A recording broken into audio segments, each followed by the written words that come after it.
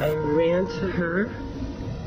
She was bleeding out of her ears and mouth and nose. Right there, that metal trailer that's all crunched up, that's where the bodies were found. Right in the corner there. If the operator doesn't do it right, people die.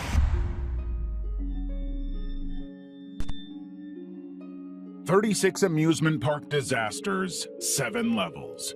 I've assembled an iceberg containing the most disturbing things to ever happen in an amusement park. We'll start with the more unsettling incidents, and as we go down the iceberg, we'll cover some of the most chilling, gruesome, and catastrophic incidents ever to happen in a theme park. Let's start at the tip of the iceberg. Level 1. Superman Tower of Power, 2007. Only a new ride that is the tallest of its kind in the world, that soars to the top in a single bound, then blasts back down in a zero-gravity freefall. In June 2007, 13-year-old Caitlin Lassiter was in line for a second ride on Six Flags Kentucky Kingdom's Superman Tower of Power. The ride is a 177-foot drop tower that launches riders upward before free-falling back down at a speed of 54 miles per hour. The mechanism is pretty simple. The gondola goes up using steel cables connected to pistons in the tower, with emergency brakes designed to halt operations if sensors detect anything unusual. But when the gondola began its climb during Caitlin's second ride, one of the cables snapped 35 to 45 feet off the ground. In seconds, the severed cable coiled around Caitlin's neck and legs in an insane freak accident. The riders were screaming, but the operators waited a critical 10 seconds before triggering the emergency stop. By then, the gondola had reached the tower's peak and entered freefall mode, making it far too late. The loose cables tightened during the 154-foot drop, slicing through Caitlin's left femur and severing both of her feet above the ankles. The cable around her neck narrowly slipped off, preventing serious injury by the narrowest margins. The investigation revealed a serious lack of maintenance protocol at the park for years. Instead of using cotton rags to check for cable fraying as mandated by Intamin's manual, technicians applied cornstarch to reduce slippage. But all that did was cause serious corrosion. The incident led Kentucky to ban minors from operating thrill rides altogether. One of the great things about our channel is that we get to experience some incredible and horrifying mysteries and incidents that remain unsolved. They just don't have that Sherlock-level genius who can solve things. But today's sponsor, Polybuzz, does have that. Actually, their free AI chatbot app lets you have full conversations with anyone, real or fictional. Which means you can just drop a message to Sherlock Holmes and talk to him about all of the craziest mysteries you're obsessed with. How would you have solved the D.B. Cooper case? The infamous D.B. Cooper case. The hijacker who leapt from a plane, parachuted to the ground, and vanished into thin air with a ransom of $200,000. It was a mystery that captivated the world in 1971 and still remains unsolved to this day. Well, alright then, so I guess I'm just taking over for Watson for now. Use the promo code ABY33 in the Polybuzz app if you're also looking to take your detective game to the next level. But now, let's get back to the video. The Smiler Crash, 2015.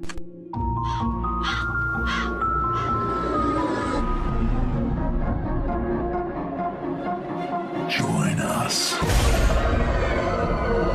Alton's Tower Smiler roller coaster was widely promoted as the world's first 14-inversion ride.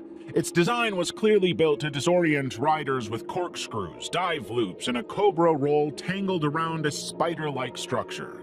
But what made it especially unique is that the ride operated 5 trains simultaneously, theoretically cycling 960 riders per hour, all under the watch of automated safety systems. On June 2, 2015, the park was particularly busy, forcing the engineers to try and add a 5th train to manage the overwhelming crowds. But the ride had already suffered some technical faults not long before. A test train had stalled mid-circuit, but the staff didn't notice. misinterpreting the ride's control panel and manually overriding the safety protocols without physically verifying that the problem was resolved. Just minutes later, a loaded train collided with the stalled train at a speed of 50 miles per hour, crushing the front row entirely. Two young women, Leah Washington and Vicky Balch, lost their legs below the knee. Other riders suffered shattered knees, internal injuries, and a collapsed lung, and they had to scream in pain as the coaster moved forward and back. But I've heard of people coming off at that point anyway. They just stopped the ride and then they helped them down. So I've heard of that, so I just thought that's what had happened, but then there was a massive clank and we set off. The investigation unraveled a catastrophic failure of safety culture. The park had no formal risk assessments, poor staff training, and no protocol for overriding the ride's computer. Engineers working under these intensely flawed procedures assumed the system had made an error, not that a train was stranded. To save face, Alton Towers initially blamed human error, firing a ride operator for the act. But prosecutors noted that the investigation proved that the park's lax systems, not individuals, were at fault.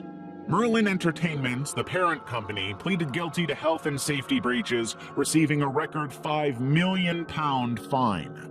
The Smiler reopened in 2016 with upgraded brakes, wind speed limits, and emergency access points. But for the survivors, the changes came too late. As one lawyer said, money alone will never replace limbs.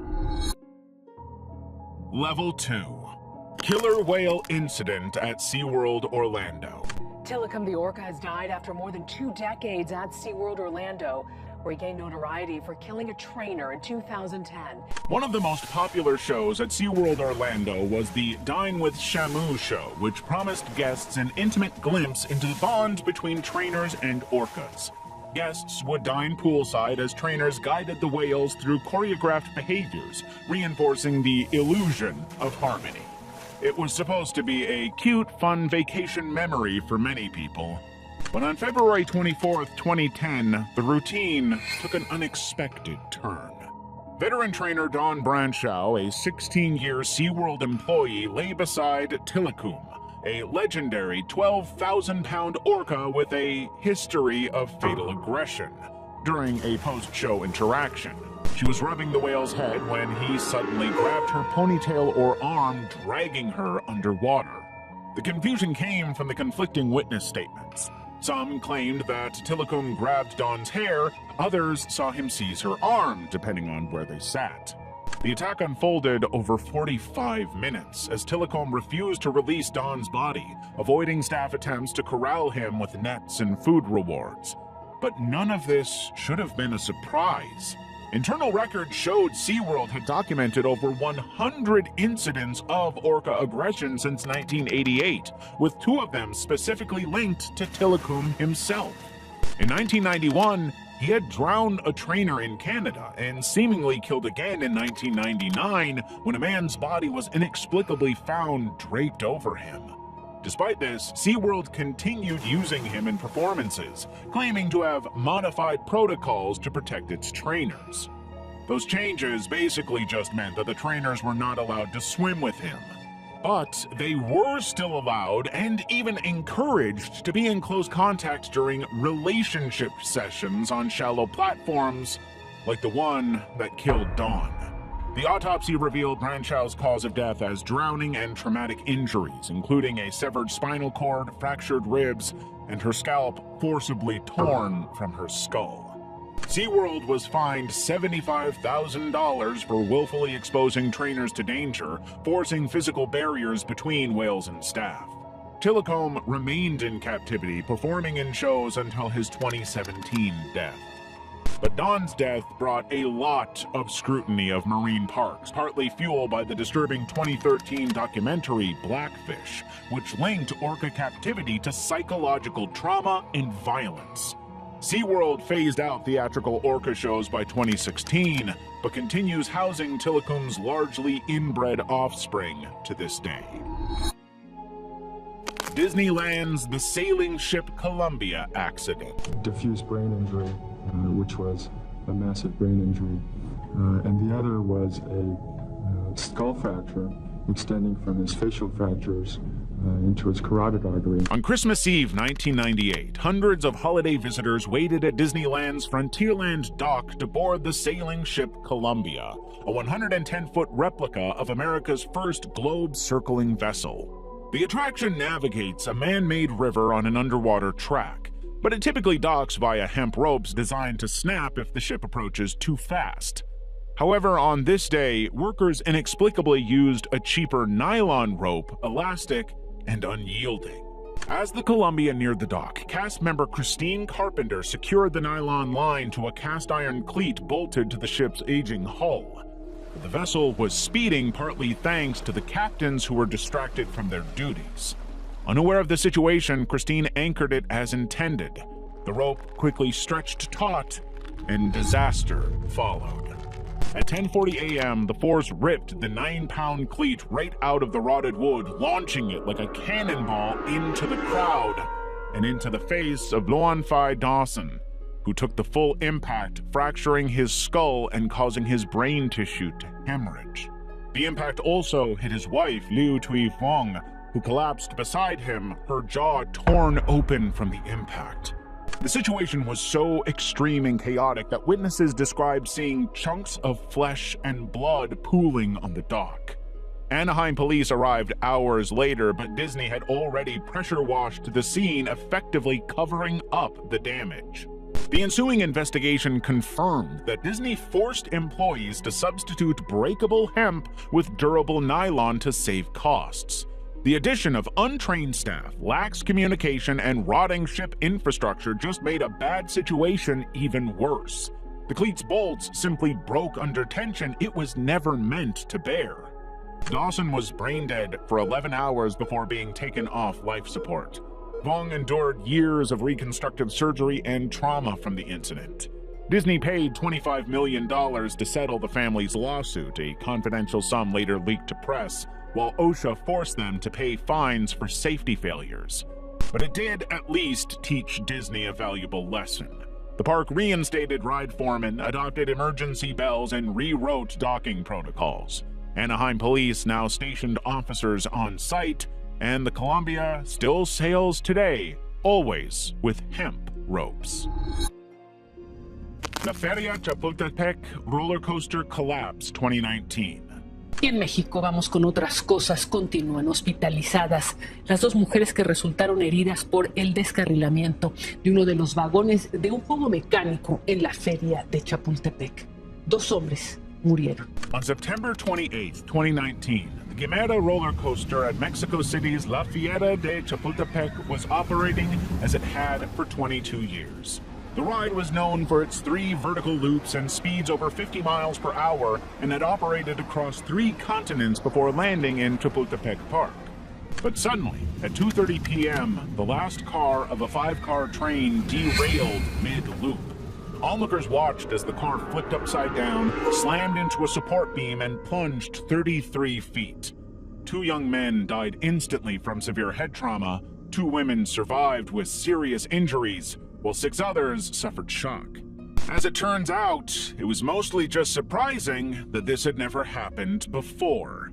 Maintenance logs revealed that the operators knew about many problems with the ride. Corroded tracks, misaligned joints, and screws that didn't fit the ride specifications. And that's when they actually bothered to check. The park management was usually ignoring daily safety checks entirely on all of the rides.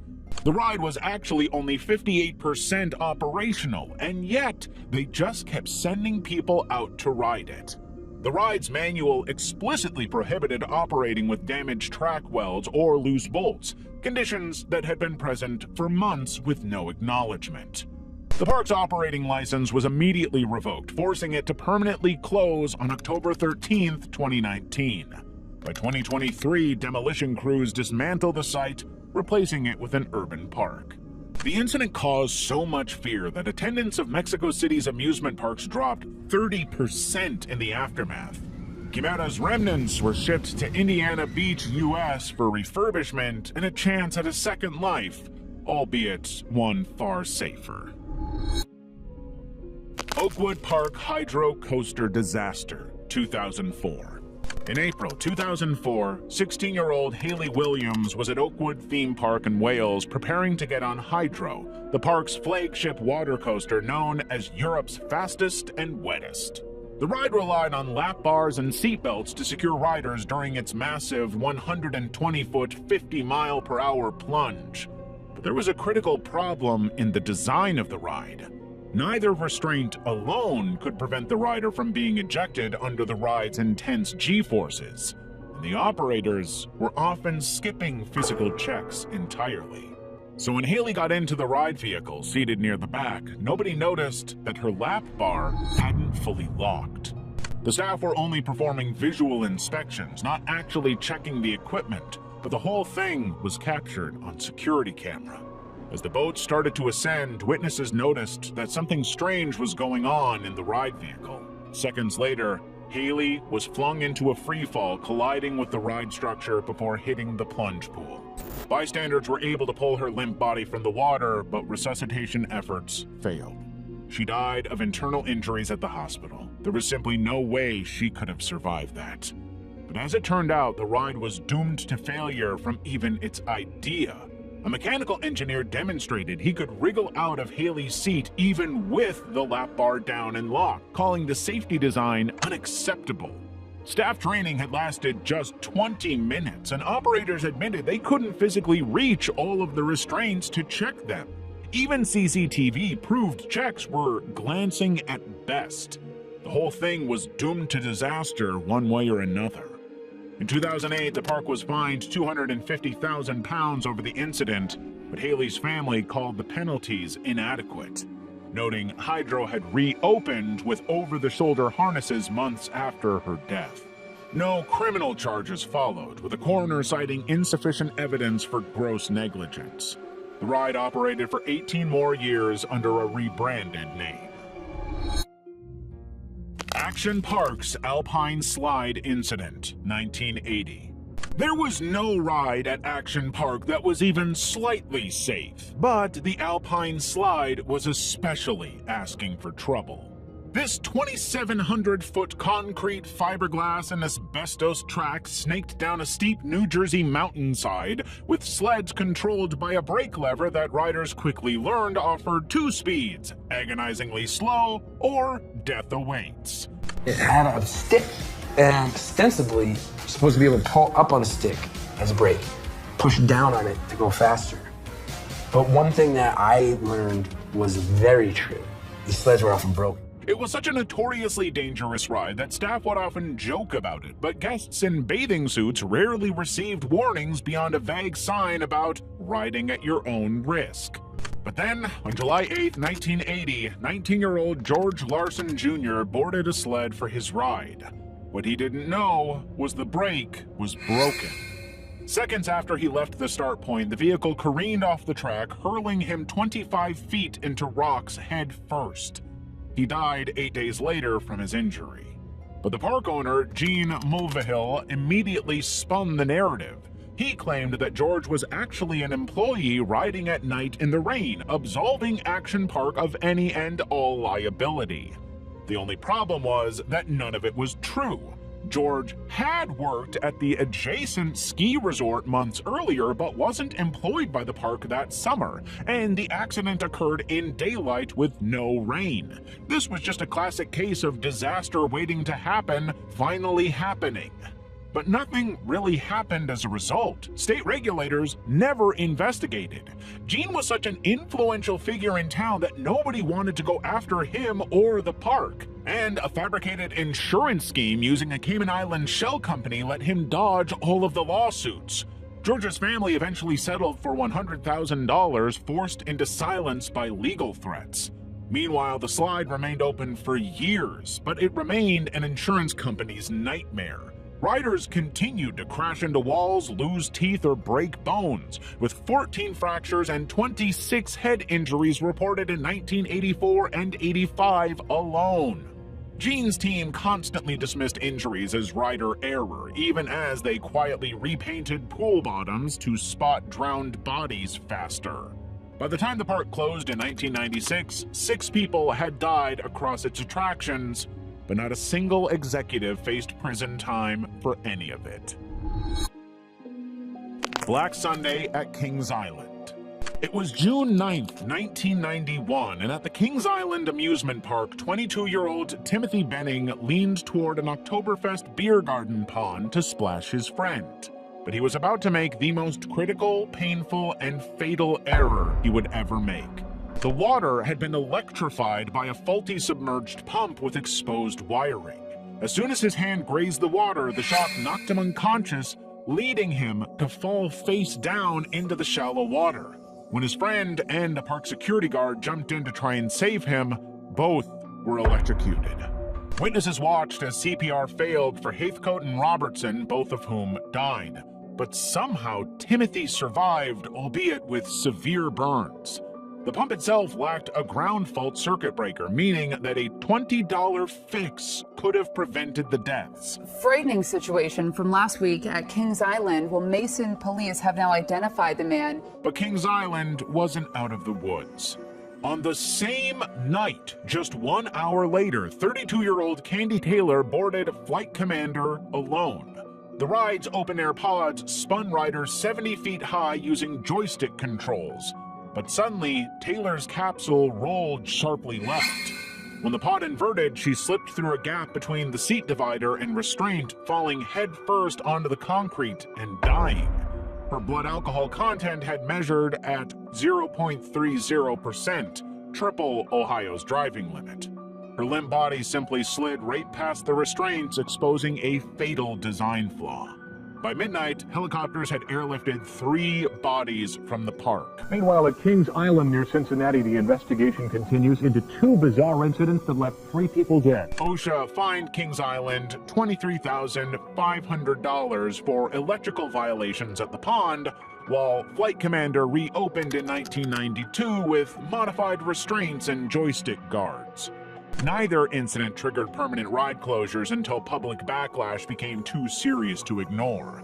The whole incident was deemed Black Sunday by the local media. Pendulum ride in India snaps in mid-air. On July 2019, young people poured into Ahmedabad's Kankaria Adventure Park looking for thrills and adventure.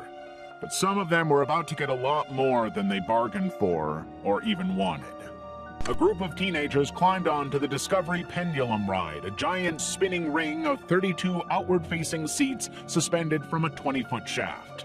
The ride's design relied on a counterweight system. A central shaft swung the passenger ring in pendulum arcs while rotating it rapidly, but something went horribly wrong.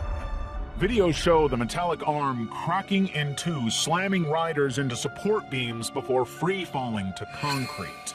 2 young adults died instantly. 29 others, many of them teenagers, were left with broken limbs, head injuries, or crushed torsos, trapped in the restraints as bystanders tried to help them out of their seatbelts. And then suddenly that ride snaps and that bottom half comes crashing down. In Ahmedabad, India, say 2 people were killed instantly. Forensic reports later revealed a critical welding failure in the main shaft's load-bearing cable, which detached during operation. Eyewitness footage spread across social media within minutes, showing grainy clips of the fracture, the crash, and bloodied victims being dragged from debris. One viral post showed a rider hurled from their seat mid-collapse. Ahmedabad's police took it seriously, charging 6 individuals with culpable homicide, including the park's managing director, Ghanshyam Patel, and his son, and the ride operators. Just days earlier, the ride's operator, Superstar Amusement, had filed a maintenance report noting a nut-bolt replacement, suggesting that no structural overhaul was required. This was a much bigger problem. There were no formal inspection protocols for the rides, despite a near-identical cable malfunction on a Ferris wheel at the same park just weeks before. Criminal proceedings dragged on for years, with the operator briefly barred from reopening before resuming business in 2023, without the now dismantled Discovery ride. The victims' families received around $12,000 compensation each, though no convictions have been secured as of 2025. Level 3. The Roger Rabbit cartoon spin accident. On September 22, 2000, 4-year-old Brandon Zucker sat beside his mother and brother in one of the taxis in the Roger Rabbit cartoon spin at Disneyland. There's something new at Disneyland. It's the new Roger Rabbit's cartoon spin in Mickey's Toontown. The ride spins guests through a slapstick cartoon world with bright colors, dancing fire hydrants, and a cab named Lenny that riders can whirl like a teacup. But as the car jerked sideways, Brandon slipped out of the open-sided car because of a failed lap bar, later found to have malfunctioned. He fell under the following cab, which dragged him 10 feet before stopping. Witnesses described his father screaming for help as the ride continued moving. Brandon was pinned for roughly 10 minutes, crushing his pelvis, collapsing a lung, and cutting off oxygen to his brain. Paramedics restored his pulse, but irreversible brain damage left him unable to walk or speak. State investigators blamed Disney for seating him near the open entryway and failing to secure the lap bar. The family's lawsuit settled in 2002, funding lifelong care but requiring no admission of fault. Disney added sensor-equipped bumpers and automatic doors, but Brandon's body never recovered. He endured years of feeding tubes, infections, and hospital stays until, on January 26, 2009, at the age of 13, he died in his mother's arms. His scoliosis curved spine finally restricting his breathing. The coroner linked his death directly to injuries from the ride. Disney's post-accident statement expressed sympathy, but internal ride cameras hadn't captured the incident, and employees initially claimed proper procedures were followed. The only procedure you need, hitting that subscribe button. Big Thunder Mountain Railroad Derailment, 2003. On September 5th, 2003, Disneyland's Big Thunder Mountain Railroad opened as usual, with hundreds of people coming in and having a good time. It's a Big Thunder Mountain, but every day, Big Thunder strikes. Until Train 2 entered its 13th cycle, that is. 3 days earlier, this train had been serviced to ensure maximum safety and upkeep, but the engineers in charge overlooked something critical. 2 bolts securing the left guide wheel assembly weren't properly tightened, and a safety wire meant to lock them in place was missing. It was a death trap waiting to happen.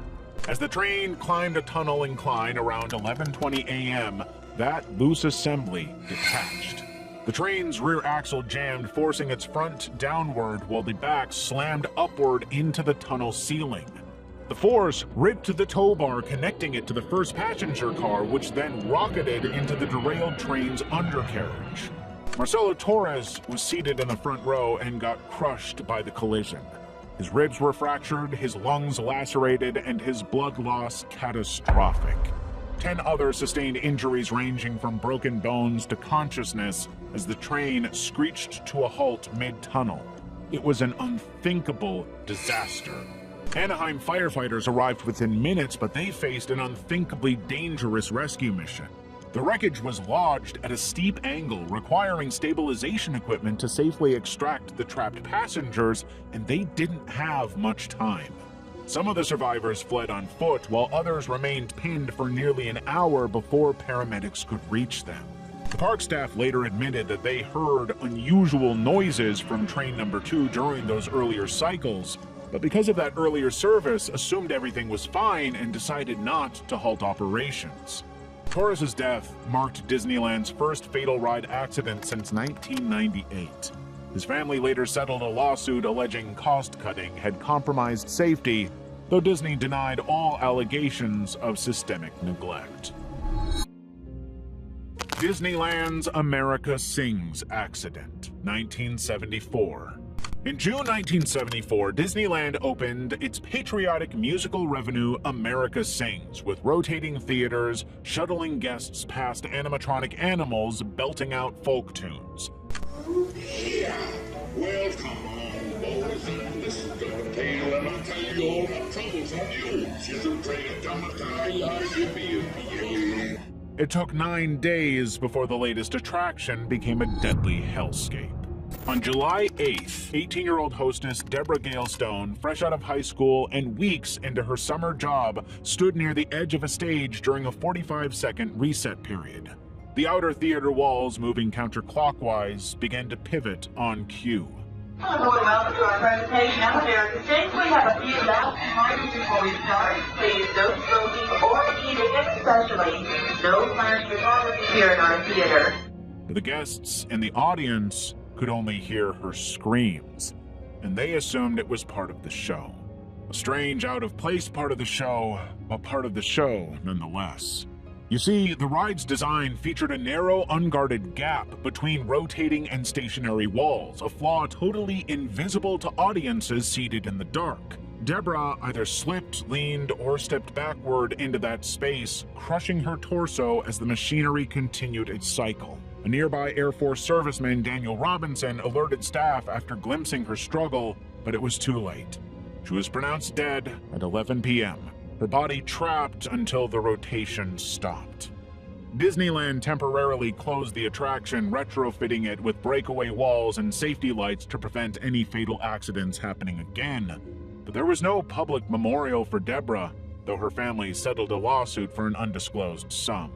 America Sings operated for 14 more years until its animatronics were repurposed for Splash Mountain. Deborah's death was the park's first and still the most visceral employee fatality.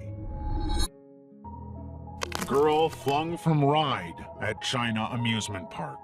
The mobile footage starts with laughter.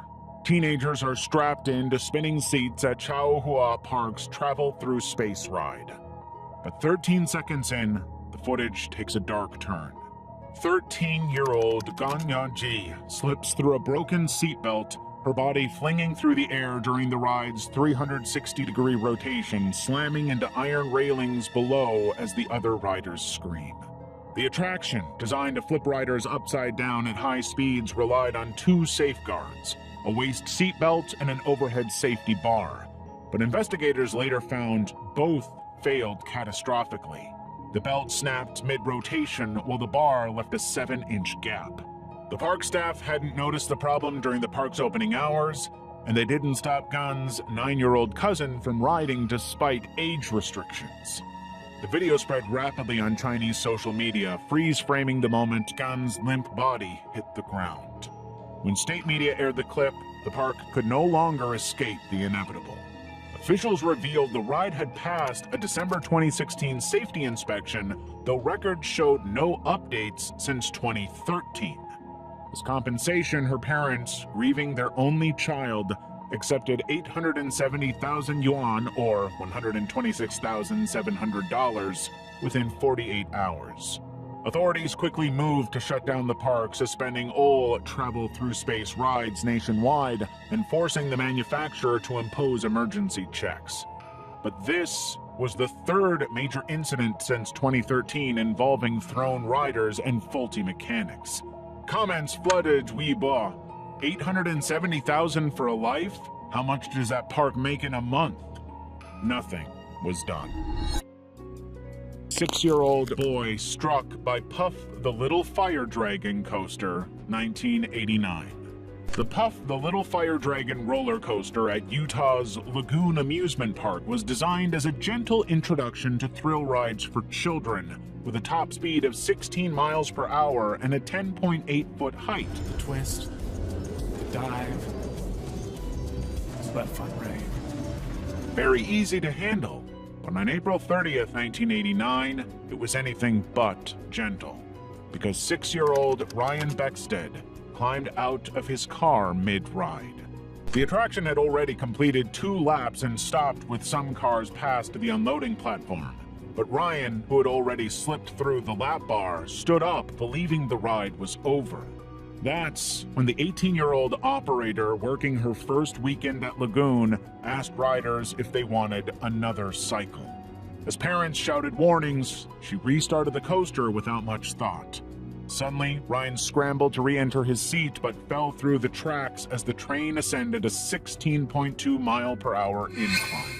His father vaulted the safety fence to try and save him, but the gravity-powered cars couldn't be stopped once moving. The front car hit Ryan as he tried climbing back onto the platform, killing him instantly.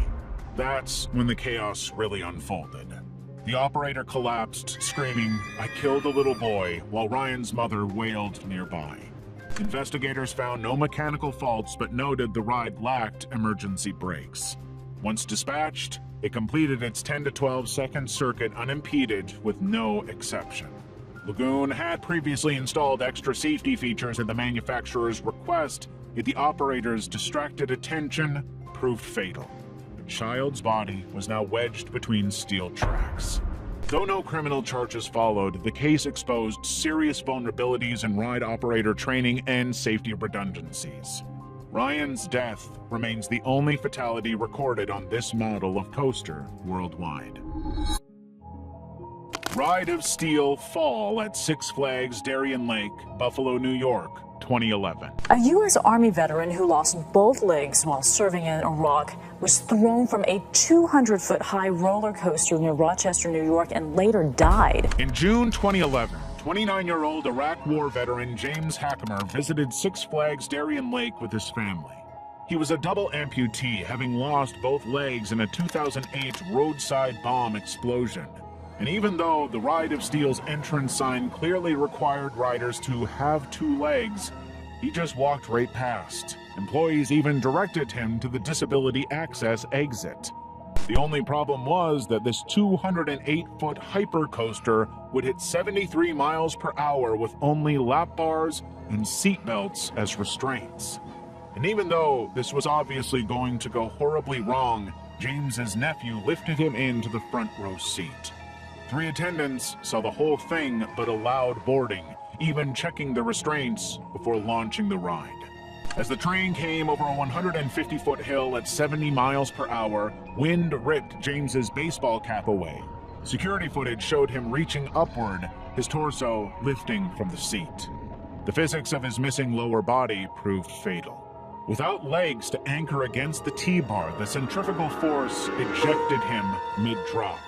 He struck the track structure before landing 150 feet below. And I just saw his arms go up, and he just flew, and he came towards me, kinda. The screaming passengers returned to the platform without him.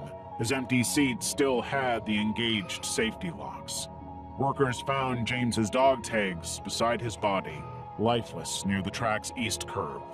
Park staff violated explicit ride rules by permitting a double amputee to board, especially since training manuals and entrance signage had explicitly prohibited riders without full leg function since a 2004 fatality on the same coaster model. James's children, ages 3 and 4, waited at the Park Hotel during the incident. His nephew, seated beside him, described watching his uncle fly from the car during the descent. The park remained open as crews power washed blood from the track, continuing life as normal. Raven Roller Coaster Death, 2003. On May 31st, 2003, 32-year-old Tamar Fellner boarded Holiday World's Raven roller coaster in Santa Claus, Indiana, with her fiancé during a trip with fellow roller coaster enthusiasts. They came specifically to see this incredible wooden thrill ride, notorious for its 85-foot drop and 49.7-mile-per-hour speeds. In its 8-year history, the coaster had never had a problem with safety. Yet on this day, witnesses claim to have seen Tamar standing upright during multiple drops despite wearing a lap bar and seatbelt. The coaster's 69-foot fifth drop is specifically designed to create abrupt negative G-forces. But these forces were so powerful that Tamar was catapulted 60 feet from the final car's back row, landing on the tracks below. Park medical staff and a doctor passenger performed CPR, but she died en route to the hospital. Yet, when they inspected the scene, investigators found no mechanical defects. The restraints worked properly, and Tamar's seatbelt had been secured before departure. The consultant's report concluded she'd unbuckled mid-ride and positioned her body in a way the ride wasn't designed to accommodate. Park employees confirmed her restraints were unlocked post-accident, suggesting an intentional release, as if Tamar wanted to die. Fellner's family sued Holiday World and the train manufacturer, claiming negligence. No criminal charges followed, but the case remains a benchmark for rider accountability. Former park president Will Koch later stated, "If you defeat the safety systems, physics takes over." The Raven continued operating today, its safety record unbroken since the incident. Boy crushed on funfair ride.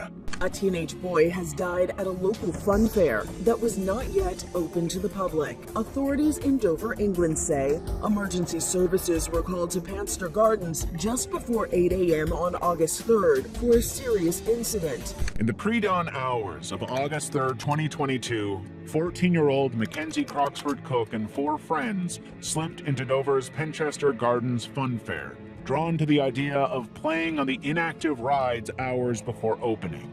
The group clambered onto trampolines and dodgems before returning to the Body Count, a spinning attraction with gondolas attached to hydraulic arms designed to freewheel without power for emergency stops. Mackenzie, who was described by friends as a spontaneous joker, began pushing the 20-foot structure with others until momentum took over and did the work. As the massive arms rotated counterclockwise, he attempted to scale the steel framework.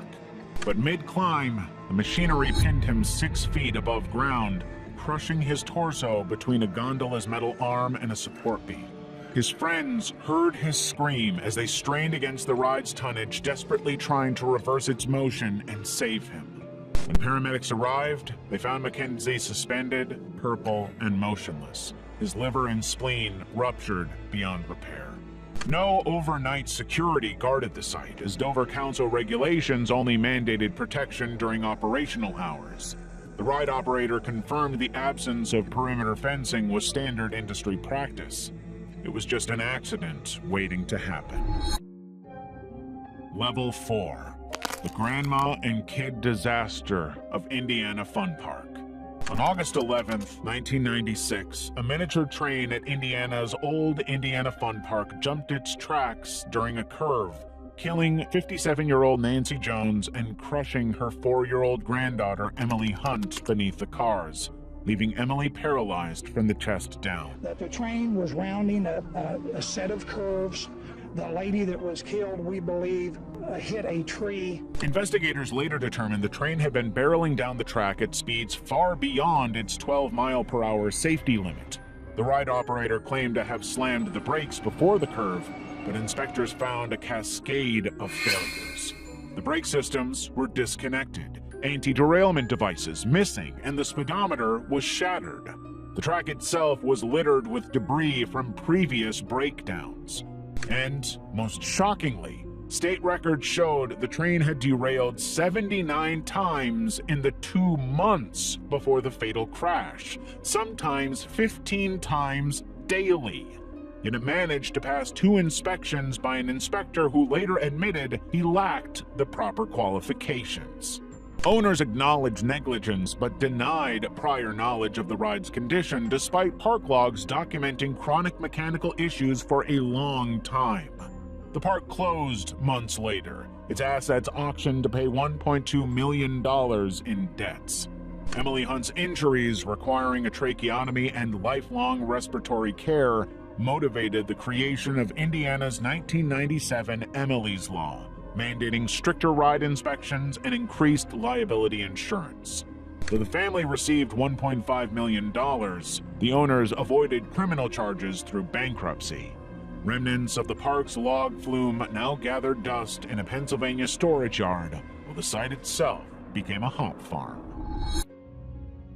Fall from haunted mine drop at Glenwood Caverns, Glenwood, Colorado, 2021.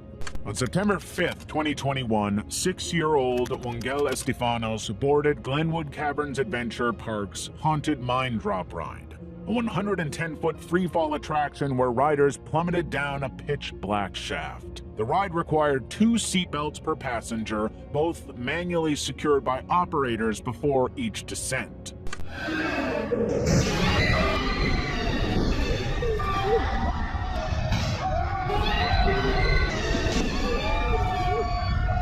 But surveillance footage showed Wangel sitting on top of both seatbelts in her seat, which had been left buckled from the previous ride. Despite a control panel alerting operators to a restraint error on her seat, they misinterpreted the warning and believed the system was malfunctioning. If the operator doesn't do it right, people die. Clearly, this report establishes that this is 100% the fault of the amusement park. Instead of physically checking her belts, they reset the system, a move investigators later called a critical failure. The ride dispatched as expected, setting everybody on course for a disaster. As the platform dropped, Wangel, unrestrained, was ejected from the train. She fell the full shaft height, striking the concrete below. The Garfield County coroner later confirmed her death resulted from multiple blunt force injuries. A state investigation revealed operators had inconsistently followed protocols all day, allowing guests to buckle themselves despite manuals mandating staff handle all restraints. Training lacked emphasis on any ride risks, and the manual offered no guidance for troubleshooting error codes. The control panel's alarm specifically flagged Wangel's seat, but operators bypassed it through resets without understanding the underlying issue. A child pinned under locked belts. Yet no criminal charges were filed, sparking outrage from Wangel's family, who called the decision a failure of accountability. The park later reopened the ride as Crystal Tower with enclosed seats, 3-point retractable restraints, and redesigned operator panels. Key evidence, including the operator's confusion and the systemic lack of safeguards, just confirmed that all of this was preventable. They just weren't paying attention. Perilous Plunge, 2001. On September 21st, 2001, Lori Mason-Larez, a 40-year-old mother of 5, boarded Knott's Berry Farm's Perilous Plunge during a private event. The ride's centerpiece was a 115-foot near vertical drop, promising a 50-mile-per-hour thrill, secured only by a lap bar and waist seatbelt.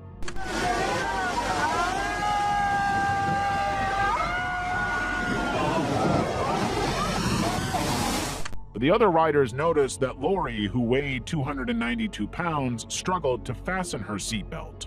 Her 12-year-old daughter had to tighten it for her, and staff failed to verify the restraint was correctly fastened. As per usual, the boat climbed 121 feet before plunging, but this time, Lori was ejected mid-drop.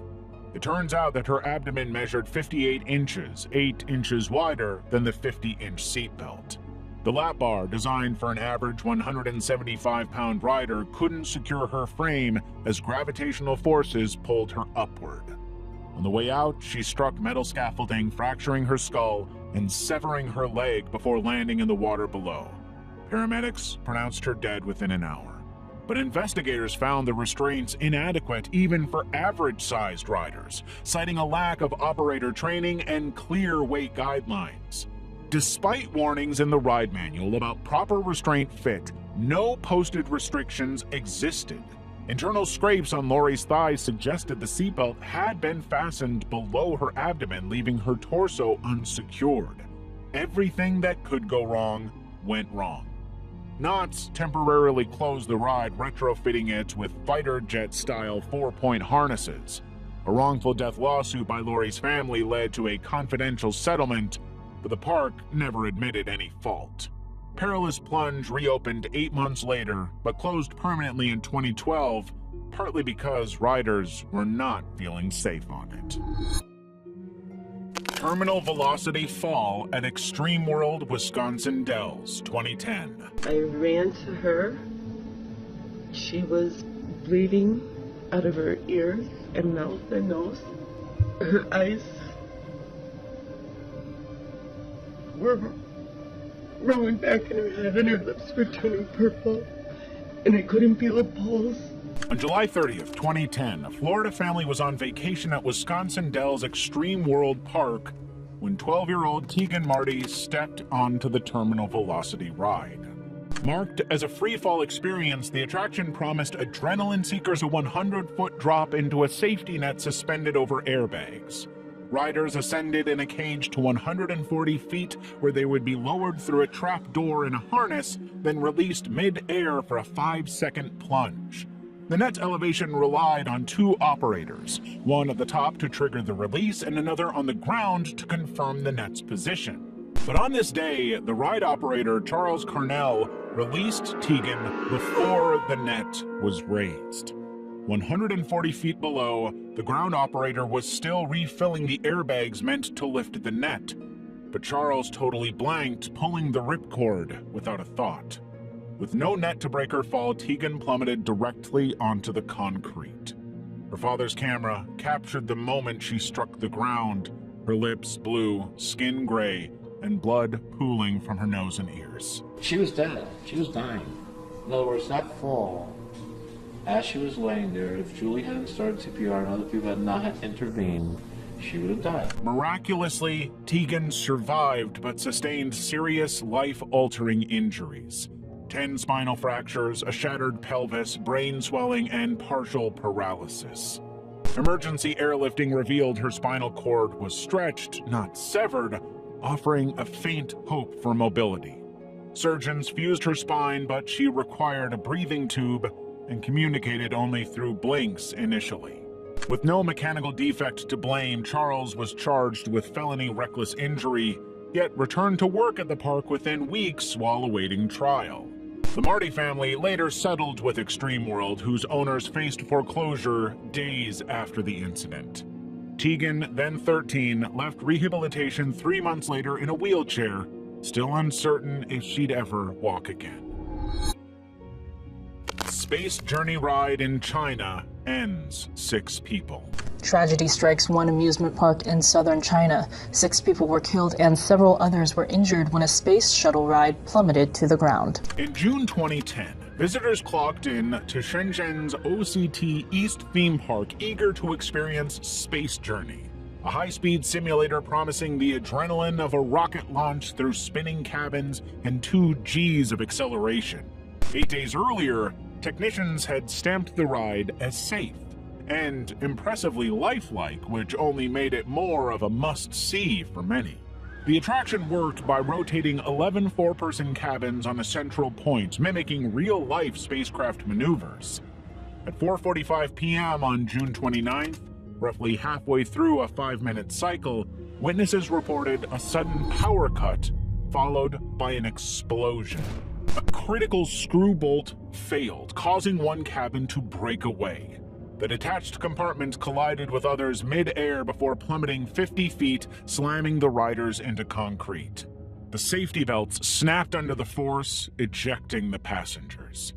Survivors and onlookers had to cope with the burning smell, the screams, and the sight of bodies pinned under the debris. Some people fell onto the rail, and some fell onto the ground.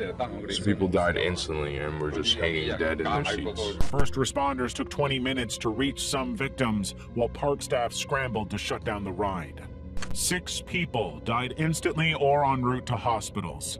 10 others suffered severe injuries, including crushed limbs and head trauma. Among the injured was a Hong Kong tourist undergoing emergency surgery. Investigators later revealed the bolt had gone undetected during routine checks, hidden behind layers of inaccessible machinery due to the seriously flawed design. Though the ride passed its most recent inspection, maintenance teams couldn't physically examine the component without disassembling the entire structure, which was a clear flaw baked into the design. The incident triggered nationwide safety overhauls, but for families of the dead, the reforms came too late. They had lost their loved ones. Raging river drowning at Adventureland Park, Altoona, Iowa, 2021. Adventureland's Raging River is officially shutting down for good following a fatal accident in the summer of 2021. Adventureland Park's Raging River ride was advertised as a family-friendly rapids attraction since 1983. It was pretty much the same as other rapid rides, with 6-person rafts navigating a concrete trough filled with circulating water. But on July 3rd, 2021, mechanical pump failures caused water levels to rise abnormally, creating turbulent currents that destabilized all of the rafts. The Jaramillo family were among those caught up in the chaos. As Jaramillo's 1,700-pound raft entered a curved section, water started to flood it, scraping its deflated air buoys against the edges of the route. The raft repeatedly collided with the concrete walls before flipping upside down, trapping 11-year-old Michael and 15-year-old David Jr. beneath the water in their seatbelts. Their parents and 2 other children escaped, but the submerged raft was totally invisible to the ride operators stationed at the ride's endpoint. The park staff activated the emergency stop designed to drain the trough within seconds, but the systems malfunctioned, leaving the water stagnant. Bystanders and off-duty emergency workers struggled for over 5 minutes to lift the raft while the boys remained submerged underneath, nobody having any idea if they were even alive. The ride was so far from the entrance that they couldn't even get there in time, forcing responders to sprint 200 to 300 yards to even reach the scene. Michael died the next day from drowning injuries, while David Jr. survived a month-long medically induced coma with permanent neurological damage. State investigators later identified 17 safety violations, including untested drainage systems and unreported raft defects from earlier that day. In fact, internal records showed maintenance crews had repaired the same raft's air bladders hours before the tragedy. The ride, permanently closed in 2023, remains central to an ongoing wrongful death lawsuit alleging systemic negligence. Freak accident in China amusement park. On May 1st, 2015, Sheshong Pingyong Amusement Park celebrated its grand opening with The Scream, a 10-meter-tall booster ride spinning riders at high speeds. It was 12:05 p.m. when passengers were boarding the newly installed attraction, when riders reported a sudden jerk of motion before the safety harnesses were even locked. The ride's exposed electric motor, which was controlled manually via a lever, activated prematurely, launching 5 people into the air at heights well exceeding 3 meters. 2 people were killed after being thrown from a brand new ride at an amusement park in China on Friday. 2 victims, including an 18-year-old boy, died instantly from impact trauma on the way down, while 3 others suffered critical injuries. Blood pooled near the ride's base as bystanders filmed the chaos on their phones. The $50,000 ride lacked basic safety protocols. There were no sensors to detect unlocked restraints, no programmed cycles, and no fail-safes to prevent operator error. Unlike regulated booster rides with hydraulic restraints and automatic checks, the Scream used flimsy over-the-shoulder buckles that required manual verification from staff members. But it was much more than one faulty ride. Investigators later confirmed the entire park was operating illegally. Permits were missing, and the ride had originated from an unlicensed factory in Henan province known for cutting corners. All this to say that the staff had absolutely no training to handle the malfunction-prone equipment. Witnesses said the staff may have started the ride before the tourists had a chance to buckle their safety belts. The ride operated for less than 5 minutes, but now it had been shut down entirely. Authorities shuttered the park within hours, detaining its owner for criminal activity. Autopsy reports and graphic photos circulated online showing the victims mid-fall and crumpled on the concrete. By 2018, the site was demolished entirely. The manufacturers of similar rides continued advertising on Alibaba and Facebook. Level 5. Japanese roller coaster car derails for 300 yards, 2007. On a sunny afternoon in May 2007, Osaka's Expo Land was full of families celebrating Children's Day. The Fujin Raijin 2 roller coaster, a 15-year-old stand-up ride, loaded 20 passengers for what seemed like another routine run. But as the train crested its second hill, a sharp crack echoed beneath car 2. The riders had no idea what it was, but it wasn't good. In fact, the left wheel axle, untouched since the coaster's 1992 installation, had snapped from metal fatigue, its material weakened by years of stress cycles. The derailed car tilted 45 degrees, slamming the front row headrest of 19-year-old Yoshino Kogawara into a maintenance catwalk at 15 miles per hour. Her head was pinned between the guardrail and the seat as the train dragged her over 300 yards, leaving a gruesome trail of blood. She died instantly. Her body remained lodged in the metal while the coaster screeched to a halt. 18 others suffered fractures and whiplash. Investigators later found Expoland had skipped mandatory annual inspections, opting to glue worn parts instead of replacing them. When the train crashed, her head struck the rail and then got caught between a leaning car and the rail, killing her instantly. The axle's safety factor, a mere 1.6 to 2.8 versus the industry standard 10, left no margin for error. Park staff admitted they hadn't disassembled the ride since 2006, blaming lack of workspace. Within months, Expoland shuttered permanently, its reputation irreparable. Nationwide inspections flagged 15 other coasters with similar risks, prompting stricter laws and costly safety tests that shuttered smaller parks. Yoshino's death marked Japan's first fatal amusement park accident, leaving a horrific mark on the local industry. Ghost Train Fire, 1979. The fire killed 7 people, but even with dozens of former police, magistrates, witnesses, and victims' families writing to the coroner, a frustrating game of buck passing has so far seen complete inaction. Built in 1931, the Luna Park Ghost Train promised harmless scares. The ride's timber walls and ceilings were painted black, creating a disorienting maze even when lights were on.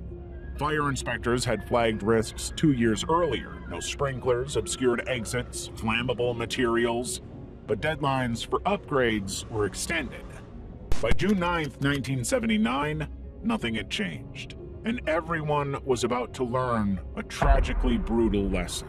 At 10:15 p.m., smoke seeped from the ride as 4 12-year-olds from Waverly College and a father with his 2 young sons boarded. Staff dismissed the smell as part of the show, but the usual attendant wasn't inside to verify that was the case. Within minutes, flames erupted.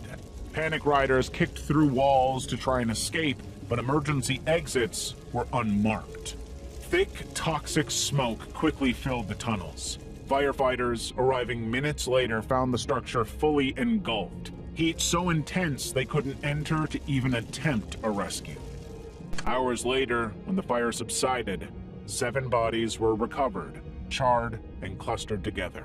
The father shielding his 2 sons and 4 teenagers.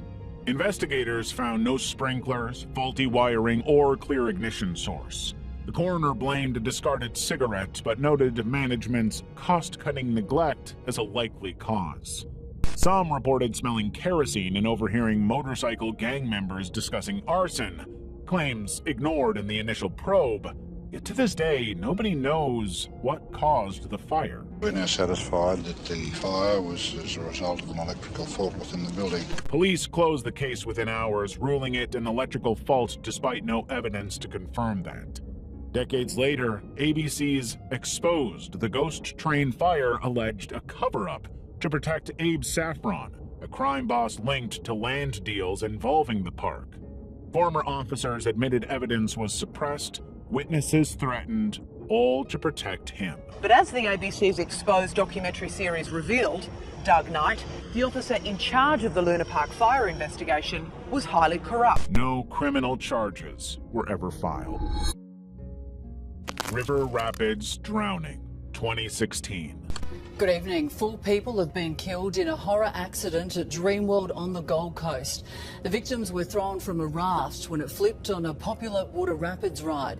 2 men and 2 women were crushed and drowned as their children watched on. In October 2016, Dreamworld's Thunder River Rapids ride, a family attraction operating since 1986, became the site of Australia's deadliest theme park tragedy.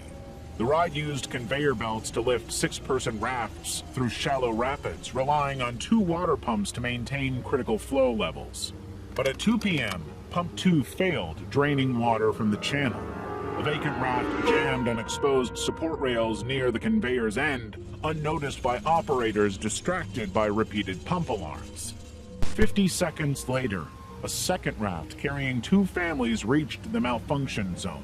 With insufficient water to float freely, it collided with a stranded vessel. The still-moving conveyor belt forced both rafts into a vertical position, ejecting 4 adults into the machinery below. Onlookers had to hear the horrific sounds of screaming and crushing as the conveyor tried to drag victims into its mechanics. One woman became wedged between the raft and guardrail, another trapped in the conveyor's slats. 2 children, seated in the raft's center, clung to safety as water continued draining around them. Thing flipped, and obviously there were kids on board screaming while their mum was trapped under. The problems had been building for a long, long time. The failed pump had tripped 3 times in the days leading up to the problem, with staff simply resetting it rather than trying to solve the problem. No automatic water level sensors existed, despite a 2014 recommendation for a $3,000 retrofit.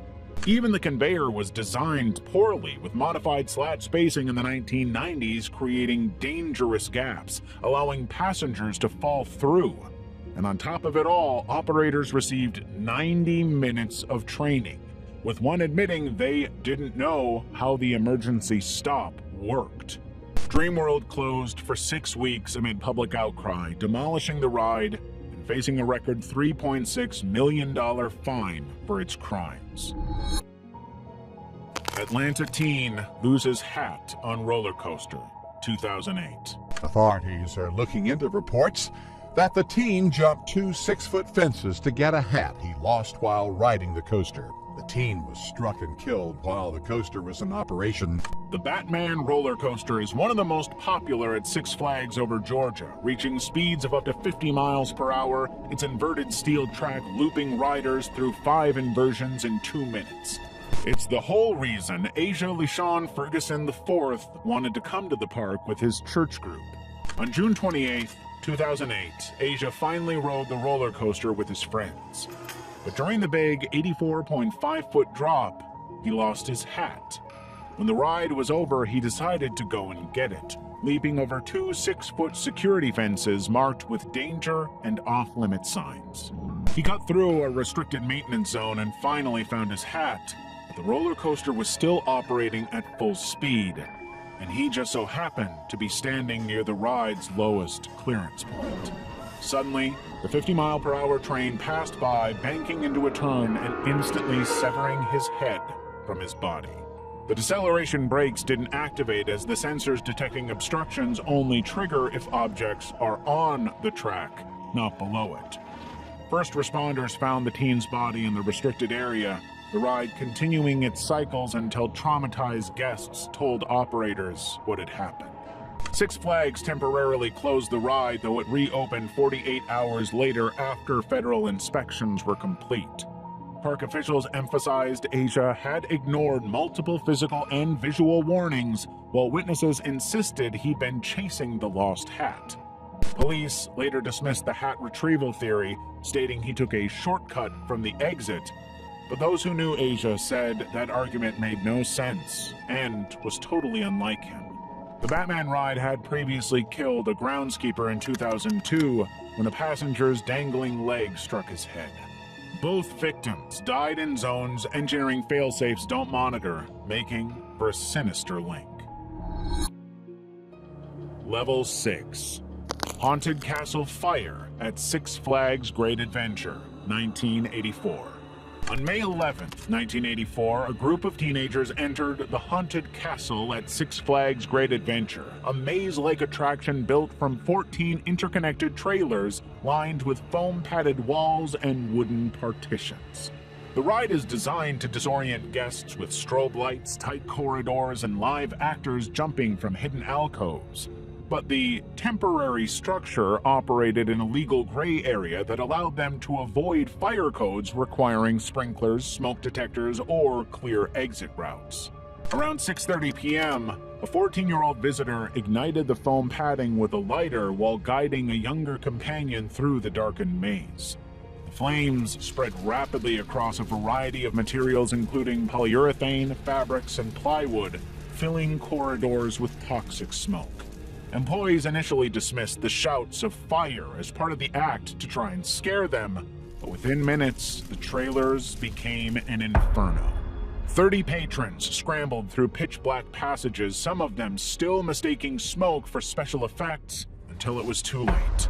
8 teenagers, aged 15 to 19, collapsed near an exit obscured by the maze's intentionally chaotic layout. Their dead bodies found faces pressed against air vents in a final bid for oxygen. Right there, that metal trailer that's all crunched up, that's where the bodies were found, right in the corner there. Investigators later revealed the haunted castle had ignored 5 years of consultants' warning about fire risks. Park employees testified management rejected safety upgrades to cut costs, relying on temporary status to bypass inspections. Though prosecutors charged Six Flags and parent company Ballet with aggravated manslaughter, a jury acquitted them, shifting blame to lax local enforcement. New Jersey responded by mandating sprinklers, smoke detectors, and illuminated exits in all disorienting attractions, a standard later adopted nationally. The Matterhorn bobsleds accident. Disneyland's Matterhorn bobsleds are a staple of the park, taking riders on a thrilling ride through a twisting, snow-capped replica of the Swiss Alps. Welcome to a most exciting adventure, a breathtaking bobsled ride down the icy slopes of the majestic Matterhorn. On January 1984, Dolly Regina Young boarded the ride with her friends. But suddenly, midway through the descent, the ride ejected her. Witnesses in a passing Skyway gondola watched helplessly as she tumbled onto the tracks, striking her head and back. Seconds later, an oncoming bobsled traveling 20 miles per hour collided with her torso and head, killing her instantly. The ride's lap belts, secured by friction fasteners, quickly became central to the investigation. Dolly's belt lay unfastened on her empty seat, despite Disney's insistence that employees checked restraints twice before dispatch. Anaheim police found no evidence of mechanical failure, but couldn't determine whether Dolly unbuckled herself or if the belt had been improperly secured. A family on the Skyway recounted seeing her bouncing on the tracks moments before impact. Paramedics arrived to find Dolly's body trapped beneath the derailed sled. The ride automatically shut down, but operators initially dismissed reports until multiple witnesses corroborated the horror. Disney reopened the Matterhorn the next day, calling it safe after internal checks. Dolly's husband filed a $5 million wrongful death lawsuit alleging negligence. Disney settled out of court in 1988, though terms remained sealed. Despite claims the belt redesign was unrelated, the park replaced friction clasps with car-style buckles months later, a system still used today. The case underscored Disney's self-regulated safety protocols, as federal oversight of theme parks had been stripped in 1982. Dolly's death marked the second fatality on the Matterhorn. Almost 20 years earlier to the day, a teen stood mid-ride and died in a disturbingly similar way. Both tragedies hinged on unfastened restraints, yet Disney maintained its terrific safety record while quietly altering equipment. World's largest indoor triple-loop coaster disaster. The Mindbender roller coaster at West Edmonton Mall's Galaxyland promised adrenaline seekers 3 vertical loops and a twisting indoor track billed as one of the world's safest rides, but that wasn't true. It's the world's largest indoor roller coaster. They call it the Mindbender. On June 14, 1986, operators had begun to notice unusual noises from the train that evening, briefly shutting it down for inspection. But the maintenance crews found nothing, giving it the green light to continue operating. Just minutes after reopening, the 4th car of a 16-passenger train derailed midway through the final loop. The detached car scraped the track, its lap bars, the only restraint, failing to secure riders. The car, traveling roughly 60 miles per hour, collided with a concrete pillar, catapulting 4 riders onto the mall's concrete floor 25 feet below. 3 passengers died instantly. The remaining passengers were left stranded, some of them hanging upside down for about 20 minutes before they were rescued. The 4th passenger survived after landing in a hidden crevice, sustaining shattered legs, a crushed shoulder, and broken ribs. The remaining 12 riders, still trapped in the mangled train, escaped with minor injuries. Investigators traced the disaster to 4 failed cap screws in the 4th car's wheel assembly, flaws attributed to design oversights and lax maintenance. Yet the ride's German manufacturer had installed similar coasters globally, none with this fatal defect. Alberta officials mandated immediate changes. Trains were shortened to 3 cars, seatbelts added, and anti-rollback systems installed. The Mindbender reopened in 1987, but survivors and victims' families say the mall never adequately memorialized the tragedy. It's a big part of my life, and they changed my life. For Chaco, they are West Edmonton Mall. This past Wednesday marked 20 years since the disaster, but there was no memorial. The lone survivor, who still battles chronic pain decades later, has repeatedly asked for a public plaque or bench to commemorate the dead. The mall offered only a private office wall. Level 7. Schlitterbann's tragic slide. The Verrückt water slide was one of the most adrenaline-pumping slides in the world, not just Kansas City. At 170 feet tall, riders climbed 264 steps to board rafts that plummeted down a chute before soaring over a crest. Today, I can confirm that the official measurement for Verrückt is 168 feet 7 inches, which is a new Guinness World Records achievement. Those who did it described the unbelievable rush of the experience. But the ride had a fatal design flaw hidden in plain sight. On August 7, 2016, 10-year-old Caleb Schwab sat in the front of a raft with 2 adult women behind him. Though their combined weight of 546 pounds fell below the 550-pound limit, the uneven distribution destabilized the raft. As it started to come over the top of the second hill, the front lifted, catapulting Caleb into the overhead netting. His head struck a metal support pole, decapitating him instantly. But the slide's engineers had known rafts could go airborne. The indictment said that Jeffrey Henry, the visionary and designer of Verrückt, dropped out of high school. He had no technical or engineering credentials, yet controlled key decisions for Verrückt's construction. During testing, sandbags sometimes flew off, prompting the addition of netting and poles that ironically became lethal hazards. Despite prior injuries and a grand jury's indictment calling the design reckless, Verrückt operated for 2 years without rigid restraints or mechanisms to prevent airborne rafts. State audits after Caleb's death revealed Schlitterbann's systemic failures. 147 safety violations across 11 rides, incomplete training manuals, and unreplaced mechanical parts. Yet charges against the slide's co-owner and designer were dismissed in 2019 when a judge ruled prosecutors used improper evidence. Caleb's family settled for $20 million, while the 2 injured women received undisclosed payouts. The netting, meant to save lives, still hangs in new photos. Schlitterbahn demolished Verrückt in 2018, but the slide's German name, Crazy, now echoes as a grim punchline. Woman falls 75 feet off Texas Giant roller coaster, 2013. Here tonight out of Arlington, a woman has died after falling off of a roller coaster. Six Flags Over Texas confirms the woman was riding the Texas Giant coaster just after 6:30 this evening when she fell. On July 19, 2013, 52-year-old Rosa Esperanza boarded the Texas Giant roller coaster at Six Flags Over Texas, a 14-story hybrid steel and wood structure with a 79-degree drop. Before the ride began, Rosa had voiced concern about her T-shaped lap bar, telling a park employee she'd only heard 1 click, fewer than others. But she was reassured it was secure.